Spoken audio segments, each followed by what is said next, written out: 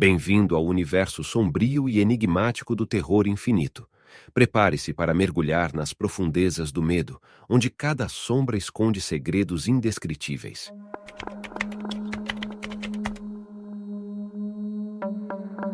Em um universo infinito, eu te pergunto: estamos sozinhos nele? Me recordo de uma frase de Carl Sagan que diz: se não existe vida fora da Terra, então o universo é um grande desperdício de espaço. O cinema e a literatura já retrataram milhares de vezes como seria o primeiro contato com uma espécie extraterrestre, desde a Guerra dos Mundos de H.G. Wells, onde os visitantes colocavam a humanidade de joelhos, a uma abordagem mais intimista do filme A Chegada. Tanto a ausência de contato como o contato me trazem pavor.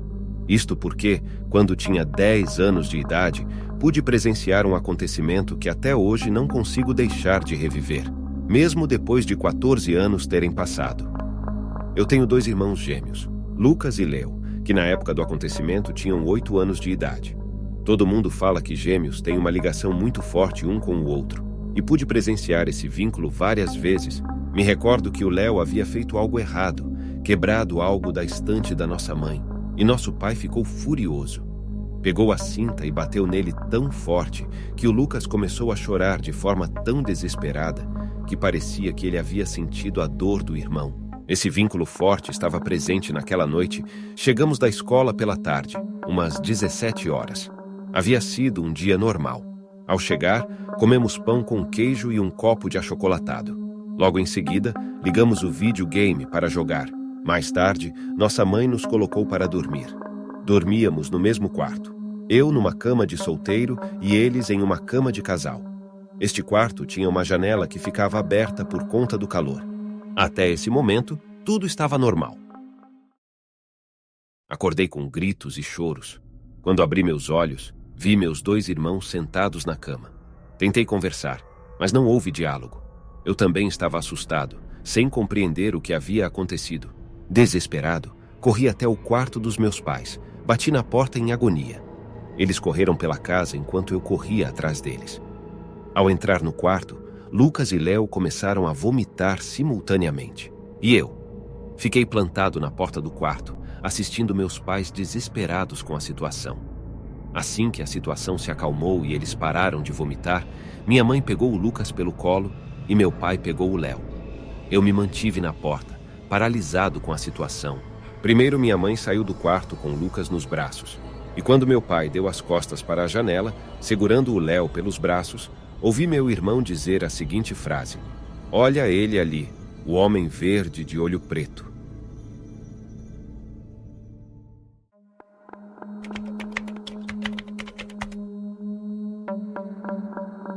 Hoje compartilho com vocês um acontecimento muito estranho que abalou a estrutura da minha família durante as férias na praia.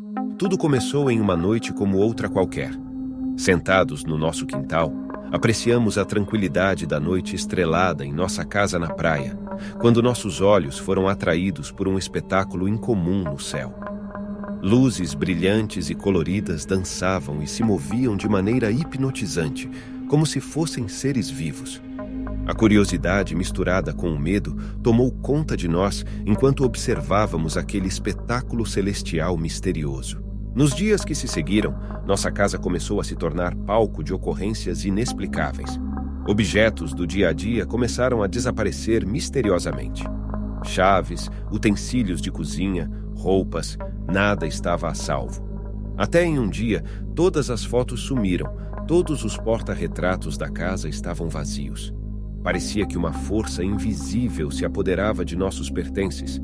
No início, eu e minha esposa achamos que era o nosso filho mais novo que estava tentando pregar uma peça.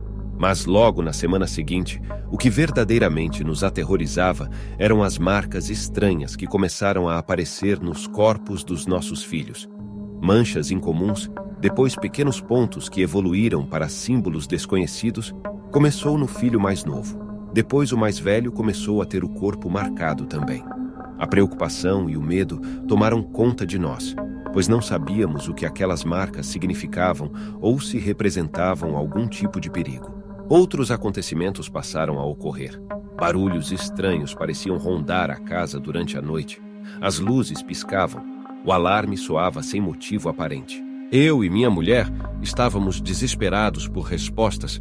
Pensamos em voltar para nossa casa, que era em outro estado, porém, a data para voo de volta já estava marcada e não podíamos desmarcar sem ter prejuízo, então procuramos ajuda.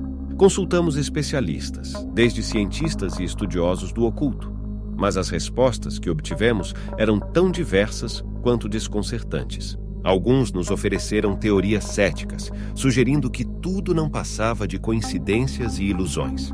Outros, porém, aventuraram-se em especulações sobre visitas de seres de outros mundos, apontando para a possibilidade de uma presença extraterrestre em nossas vidas. Enquanto buscamos desvendar o mistério, cada noite se tornava uma batalha.